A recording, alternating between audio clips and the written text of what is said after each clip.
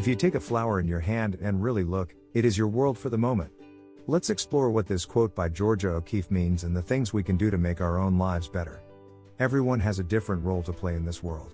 Some are lucky enough to be artists, others are natural-born leaders, and others are content with staying at home. But really, if you take a flower in your hand and really look at it, it's your world for the moment. It might not be forever, but that doesn't mean that everything else is meaningless. I think when you are living in the moment, it is very important to be the best that you can be. Every day I try to make myself a better person by living in the present and not letting my past affect me too much. When living in the present, what matters most is how you feel about yourself and your life right now. When living in the present, many people don't realize that they have an option or choice of living their lives differently than they currently do. This has helped me live my life more fully because I know that every day I am making progress towards being a better person. Sometimes living in the present is easier said than done. Sometimes living in the present means living for yourself and making your world better, instead of worrying about what everyone else is doing. Living in the present also means taking little breaks throughout your day, like petting a dog or smelling fresh cut grass on summer days. There's a whole world living right inside of you.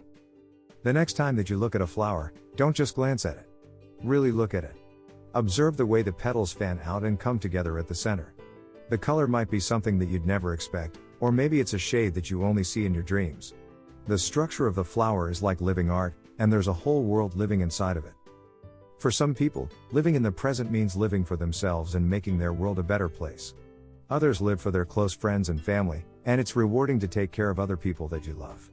There's also living through your art, or living through a cause that you believe in with all of your heart. But living in the present isn't just about what we can see, it's also about being aware of our actions and emotions. As we look intently at the flower, we can also use our amazing powers of observation to look inwards. Daisy chains are the flowering analogy of memories. Our lives are a collection of moments strung together. Going back to the flower analogy, we are a daisy chain of experiences. The daisy symbolizes living in the present. It has no sense of time, living only for today. Just like living life to the fullest, it lives every moment as if there is no need to worry about tomorrow because nothing can be changed until that day comes. To live in the present is an opportunity given to all living things. In your daily life, think about living in the present and living your day to the fullest. If you lose your connection with the present, perhaps you're worried about an upcoming meeting or an important event, give yourself 5 minutes to reconnect. Close your eyes and be aware of what's happening in your head, be conscious of thoughts racing to be let out.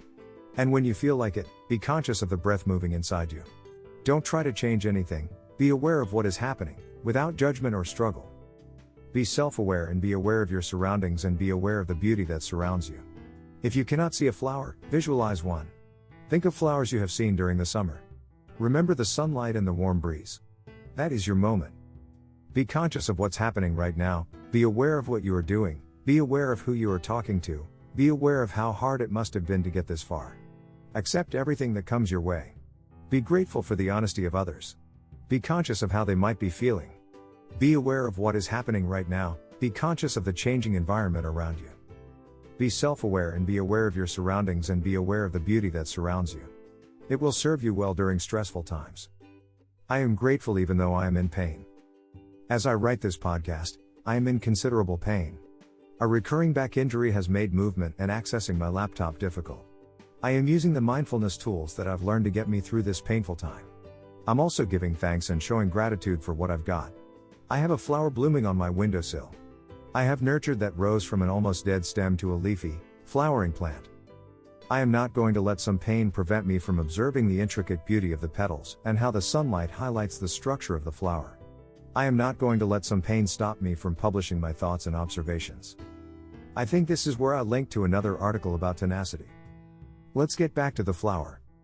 The beauty of our own lives can be observed in the microcosm of a single flower. If you take a flower in your hand and really look at it, it's your world for the moment.